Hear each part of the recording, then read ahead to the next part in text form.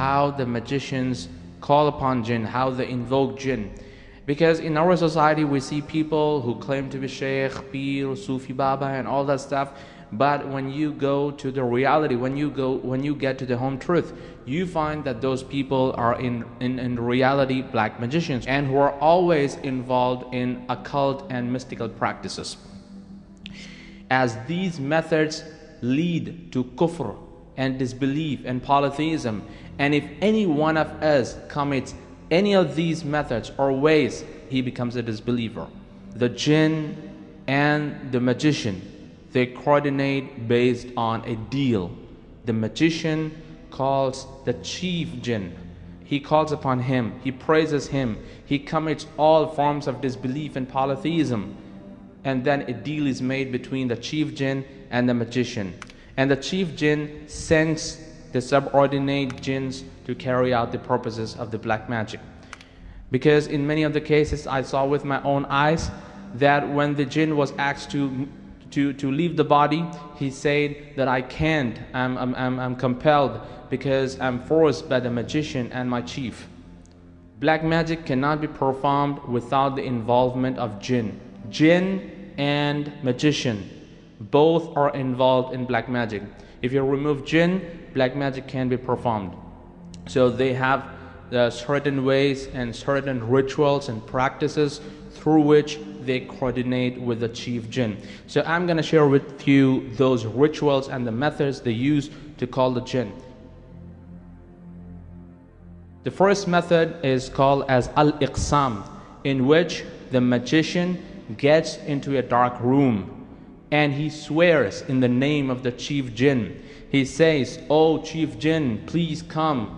He praises him constantly, and he wears filthy clothes, and he gets into the impure state of the body. So when he starts his rituals, he lights up fire, and in the fire he puts bad odor or good smell based on the subject, based on their requirement.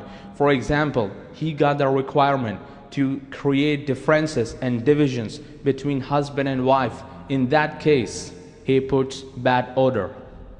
And if he wants to create unconditional love between husband and wife, between two friends, between two partners, between two lovers, based on the requirement, he puts good smell, or he burns incense sticks.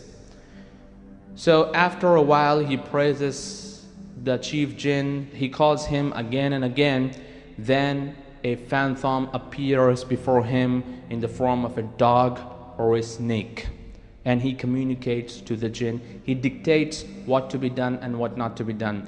And in most of these cases, he takes the sweaty garment of the person on whom the magic has to be done, the patient or the victim. He takes the sweaty garment, he ties the knot on the sweaty garment and says, "This has to be done to this person, this has to happen, this has to happen."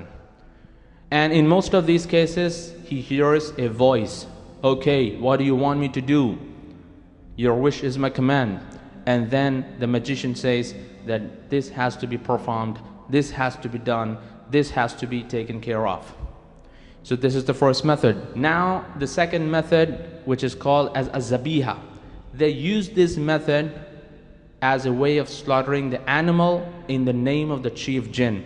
So they ask you, or the person who visits the magician, he tells the person to get an animal with certain specifications. For example, black crow, or black sheep, or black ram, or black pigeon, or an owl. They specifically ask for black color because jinn like black color, and they slaughter it in the name of the chief jinn. And they ask you or the person who visits them to put the carcass at a place where people don't usually pass by, because these are the places where jinn reside. These are the homes of the jinn. This is the second method. Now the third method, which is called as as-sufliya. This is the worst form of disbelief. In this method, magician wears Quran on his foot, and he walks into the toilet, he sits in the toilet, and he does all the incantations and the chanting and praising of the jinn, and then he comes back to his room, and then the jinn comes to him and talk to him. This is the third method. Now the fourth method, which is called as an-najasa. In this, the magician writes the Quran with the menses discharge or the dirty fluids. They use this blood to write the Quranic ayats, and this is how they please the jinn, and later the jinn come to them and talk to them, and they carry out the task. The fifth method they use is called as al-tanqis. In this, they anagrammatize the words of the Holy Quran. For example, my name is Abu Talha. So Talha, the reverse of the word Talha is Ahlat Uba. Ahlat Uba. So, for example, I have to say Allah, then the magicians say Halala. Anagrammatize, reverse. So the magicians use this technique, this way, to read the Quran, and this is how the jinn gets pleased with them, and they come at their beck and call to execute the orders and the task. The sixth method they use is called as at-tanjim.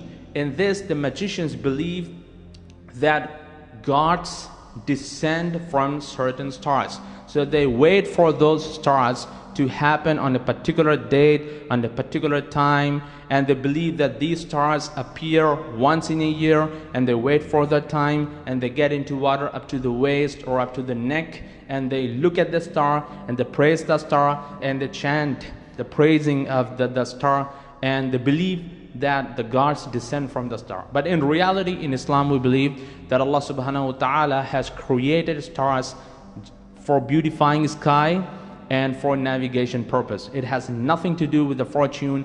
And in fact, Prophet Muhammad sallallahu alaihi wasallam said that if anyone gets into astrology and if anyone learns astrology, then he has learned a branch of magic. And if he gets more into that, then he has learned more magic. So one has to refrain from studying about the movement of stars and the calculation of fate and the fortune. And people even believe that if this star comes into this circle, then your baby will be good and your baby will be bad. So people believe in stars, and they believe that it all happens due to the stars. But stars are just a creation of Allah. Anyway, the seventh method, which is called as al-kafu, and this method is usually used to find the lost objects. For example, you lost gold items, so people reach out to these magicians, and they do this method of al-kafu to call jinn and to carry out the task of black magic. And eighth method, which is called as al-athar. In this, the magician asks you sweaty garment, and then he ties knot on that, and he recites Surah Takathur in a very loud way.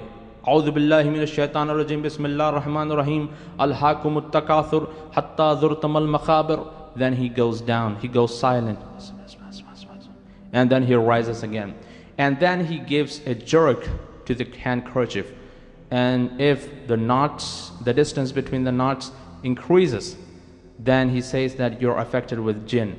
If it decreases, then he says that you've got evil eye. So all the things happen with the coordination of jinn, and these are the 8 methods they use to call the jinn, and they have multiple methods. They have multiple methods, and they keep upgrading their methods. But the fundamentals of their ways and methods are these 8, and based on these 8, they keep increasing and upgrading themselves. They have multiple methods to call jinn, and more the person is into disbelief and polytheism, jinns come at his beck and call. If Allah subhanahu wa ta'ala doesn't help us, and if Allah subhanahu wa ta'ala doesn't take us in his refuge, then it's impossible to be away from these evil creatures. My reference point is the book written by Sheikh Abdul Salam Bali, The Sword Against Black Magic and Evil Magicians, and this is the best book on this subject. Some of the incidents are based on my personal experience. I saw with my own eyes and experience, because I used to go to every kind of magician, and even those magicians would come to our house, and we have experienced this in our life. My whole purpose is to bust the black magic and let the people know the reality of the black magic, and let the people safeguard themselves from the evil magicians and the black magic. Assalamu alaikum wa rahmatullahi wa barakatuh.